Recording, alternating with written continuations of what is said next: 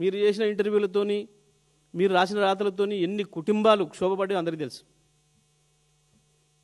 నేను ఎందుకంటున్నట్టే నాకేం వ్యక్తిగతమైంది ఎవరి మీద లేదు. కేసీఆర్ జోలికి వచ్చిన కాడు మాట్లాడుతున్నా. కేసీఆర్ జోలికి ఎవడొచ్చినా వదిలిపెట్టాం. కేవలం కేసీఆర్ దయాగుణంతో కేసీఆర్ క్షమాభిక్షతో బతికిపోయారు చాలామంది.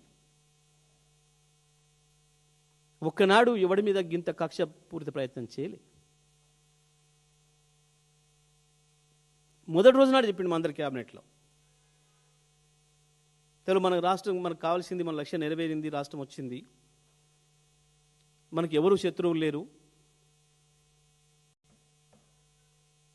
మీరు చేసిన ఇంటర్వ్యూలతోని మీరు రాసిన రాతలతోని ఎన్ని కుటుంబాలు క్షోభపడ్డాయో అందరికీ తెలుసు. నేను ఎందుకంటున్నట్టే నాకేం వ్యక్తిగతమైంది ఎవరి మీద లేదు. కేసీఆర్ జోలికి వచ్చిన కాడు మాట్లాడుతున్నా. కేసీఆర్ జోలికి ఎవడొచ్చినా వదిలిపెట్టాం. కేవలం కేసీఆర్ దయాగుణంతో కేసీఆర్ క్షమాభిక్షతో బతికిపోయారు చాలామంది. ఒక్కనాడు ఎవడి మీద గింత కక్ష పూరిత ప్రయత్నం చేయలే. మొదటి రోజు నాడు చెప్పిండు మా అందరి క్యాబినెట్లో, మన రాష్ట్రం మనకు కావాల్సింది, మన లక్ష్యం నెరవేరింది, రాష్ట్రం వచ్చింది, మనకి ఎవరు శత్రువులు లేరు.